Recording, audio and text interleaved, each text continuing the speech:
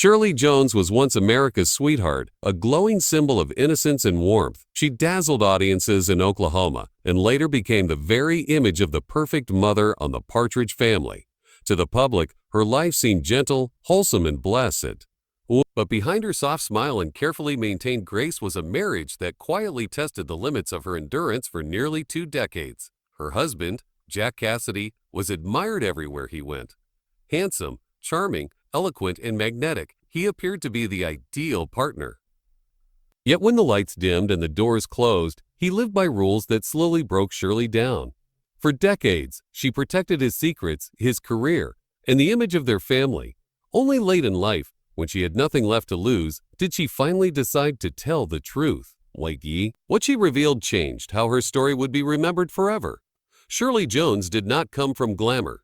She was born in 1934 in Charleroi, Pennsylvania, a small town where life was simple and dreams were modest. Movies were an escape, not an expectation.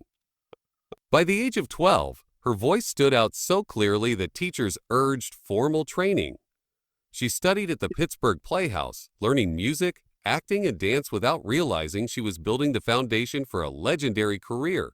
Everything changed in 1955 when she was cast as Lori in Oklahoma. At just 21, she became the only performer in history to receive a personal contract from Rodgers and Hammerstein. Stardom arrived suddenly, powerfully, and without warning. It was during this whirlwind moment that Jack Cassidy entered her life. Jack was 10 years older, already a Broadway star with undeniable charisma. They met during rehearsals for the Oklahoma European tour. He was married at the time, yet introduced himself with confidence, charm, and ease. Shirley later admitted it wasn't his looks that captivated her, but his humor, theatrical presence, and intensity. In Paris, he invited her to dinner, champagne, escargot, laughter that lasted for hours. When he walked her back to her hotel, he kissed her cheek and told her he would marry her. Shirley reminded him he already had a wife. He smiled and repeated the promise as if it were inevitable. Within a year, he kept that promise. Jack divorced his first wife and married Shirley in 1956. She was only 22. Overnight, she became a wife and a stepmother to his young son, David Cassidy. From the outside, their marriage looked perfect. Inside, the cracks began almost immediately. As Shirley's career soared through films like Carousel and Elmer Gantry, which earned her an Academy Award, Jack's insecurities deepened. He was admired, but no longer the brightest star in the room. Attention was his oxygen, and he needed more of it than any one person could provide. What began as flirtation turned into a pattern of infidelity. Shirley tried to ignore rumors, believing love and loyalty could save the marriage, but Jack's affairs were not limited to women.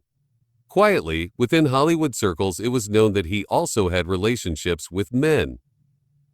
At a time when such truths could end a career overnight, Shirley chose silence.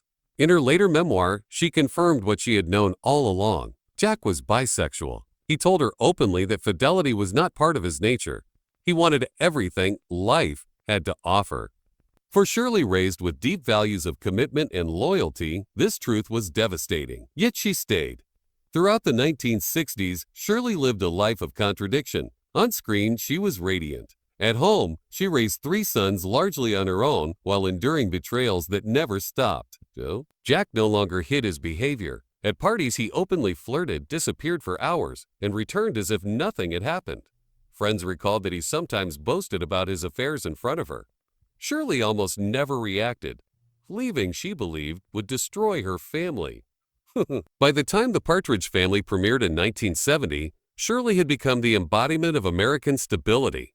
Ironically, her real life was unraveling. The show's success only deepened Jack's resentment. His behavior grew more reckless, his affairs more frequent, his drinking heavier. Shirley smiled for the cameras while quietly collapsing inside. In 1974, after nearly 20 years, she filed for divorce. She hoped it would bring peace. It did not. Jack continued calling her, drifting between loneliness and desperation. In December 1976, he invited her over for a drink. She refused. Hours later, he fell asleep on his couch with a lit cigarette. The fire spread quickly. Jack Cassidy died trapped inside his apartment at just 49 years old. The news shattered Shirley. Despite everything, she still loved him. His death left her with grief, guilt, regret, and a love that never found resolution. Their children were deeply affected, especially David Cassidy, who later linked much of his own pain and struggles to the chaos of his father's life. In time, Shirley remarried comedian Marty Ingalls, a relationship that was unconventional but stable. Marty gave her what Jack never could: consistency and devotion. They remained married until his death in 2015. Still, Jack Cassidy never left her heart. She continued to call him the great love of her life, even while acknowledging the deep wounds he caused. For decades, Shirley kept the truth hidden. She protected Jack's image for the sake of their children and his legacy. Only later, in her memoir and interviews in her 80s and 90s, did she finally speak openly. She revealed the constant infidelity, the humiliation, the loneliness, and the cost of loving a man who could never belong to her. Her honesty stunned the public. Jack Cassidy was no longer seen only as a charming star who died too young, but as a complex, self-destructive man whose desires left lasting damage. And yet, Shirley never painted him as a villain.